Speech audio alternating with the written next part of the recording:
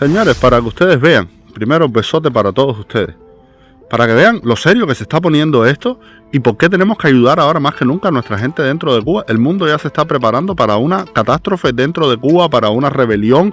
Fíjate tú que a 2-3 días de la votación esta de siempre contra si el embargo y los países, para que Milei votó a su ministra de Relaciones Exteriores. A pocos días de eso que Oliver Zamora, oye, vieron que el mundo nos apoya. Mira el super reportaje con la super entrevista que saca Deutsche Welle, donde el encabezado es: la prioridad del régimen cubano es la represión. Y miren esta perra entrevista en un medio planetario preparándose para el explote en Cuba. Miren esto. Y hoy vamos a Cuba.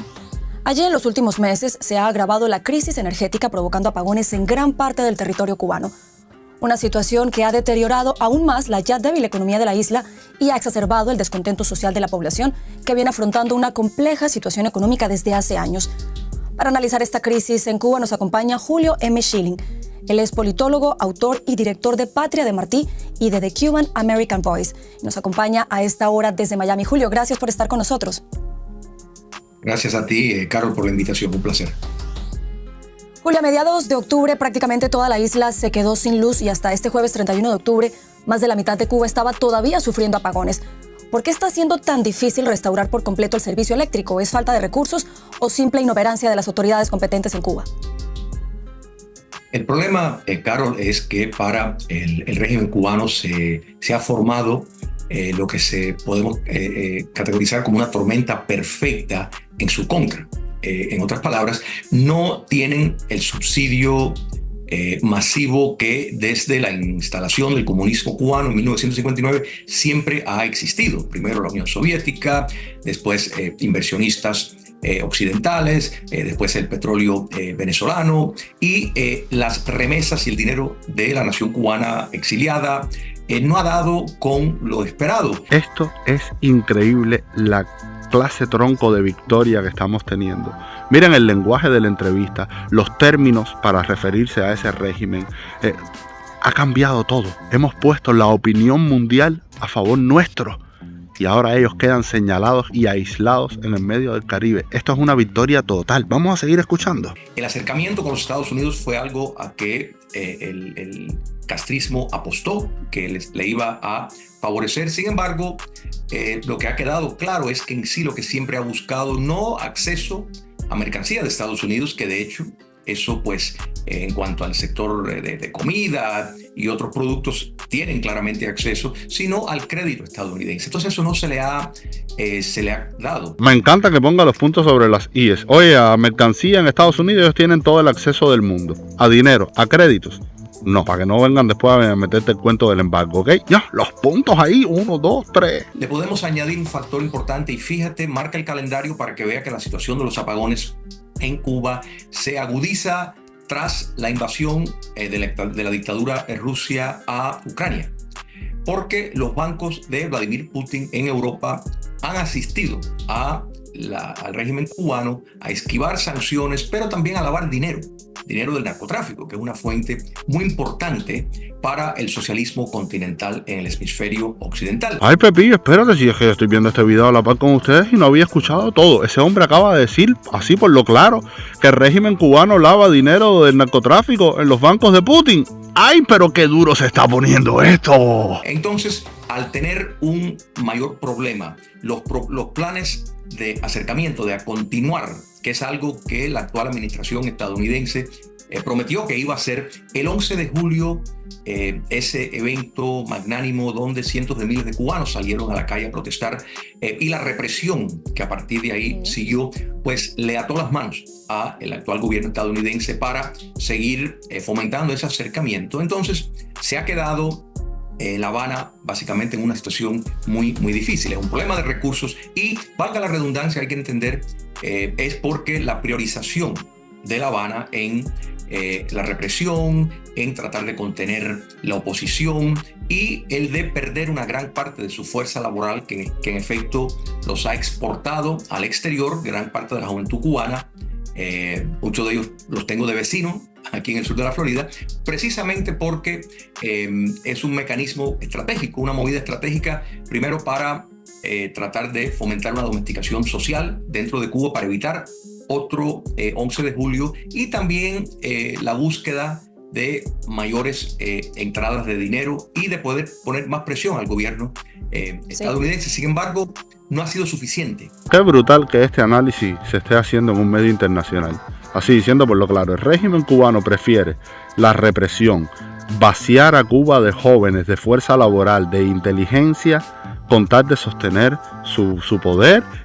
Están dispuestos a hundir a Cuba, a llevar a Cuba a la miseria extrema y vaciar a Cuba y que los ancianos estén solos en las casas y que la familia esté dividida antes de tolerar un cambio. Y todo esto nació con el 11 de julio, con la represión, con la violencia, que al mismo tiempo hizo que Estados Unidos, el gobierno de Biden, que quería continuar con la política de Obama, dijera, no, que va, no podemos seguir esta estrategia. Para poder resolver las necesidades urgentes de un país que debe de proveer para los ciudadanos y lamentablemente no lo está haciendo.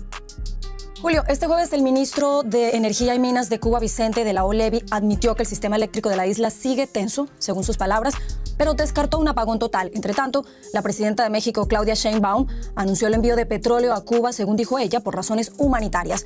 ¿Bastará esta ayuda mexicana para frenar la crisis? Será una curita, o sea, yo creo que el actual gobierno de México, que hay que recordar que Morena y el antiguo presidente López Obrador han tenido un vínculo muy estrecho con Cuba comunista, y esto es un intento sincero de la presidenta mexicana de tratar de ayudar al régimen castrista. Y tenemos que hacer la diferencia entre ayudar al pueblo y ayudar al régimen.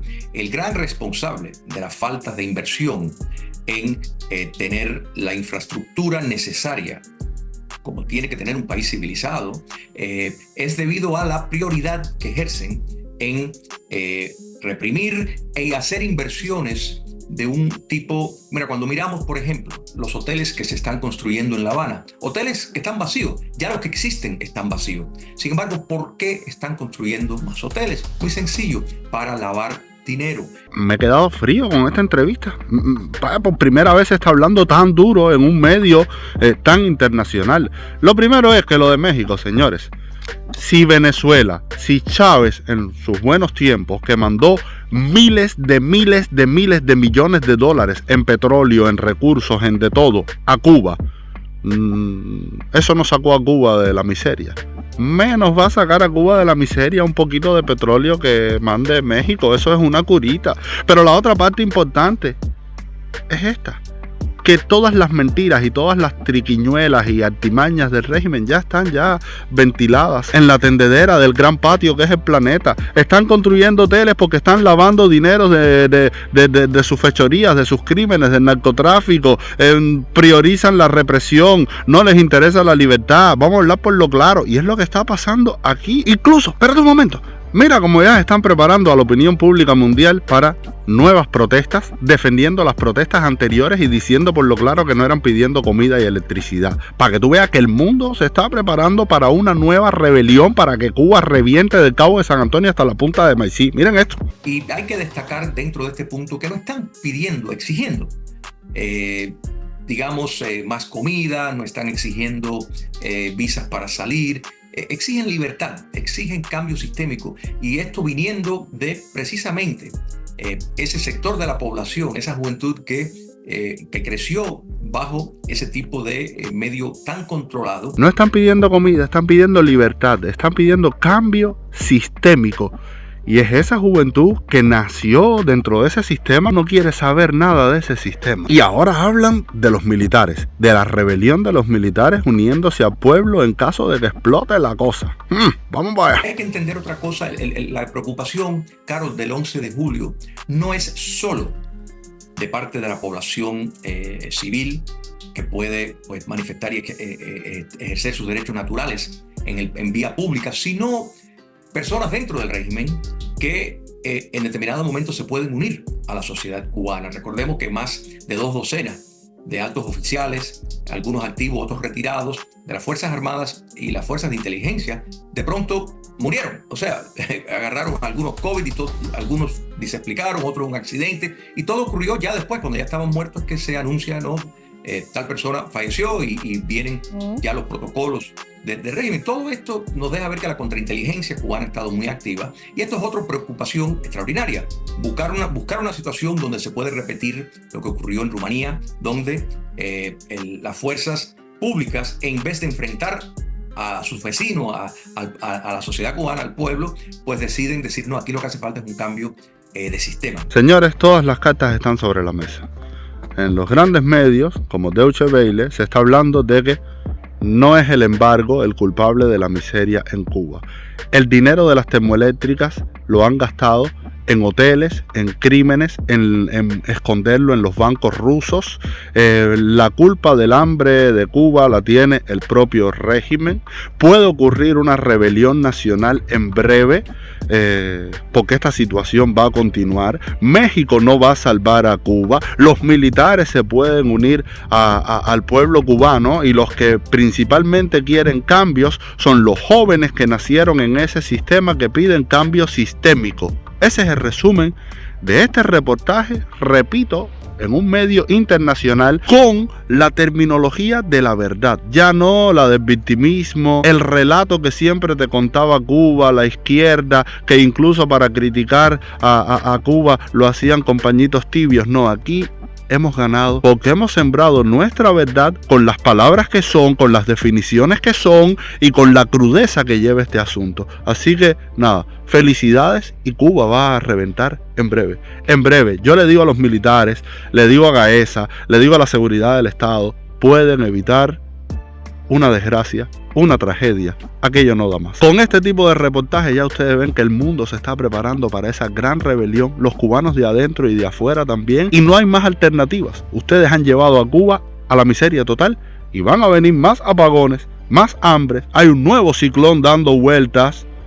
O sea que a la corta o a la larga aquello termina mal. Retírense a tiempo, ¿ok? Y aquí me despido, señores. Les mando un beso y nos vemos en el próximo video. ¡Chao!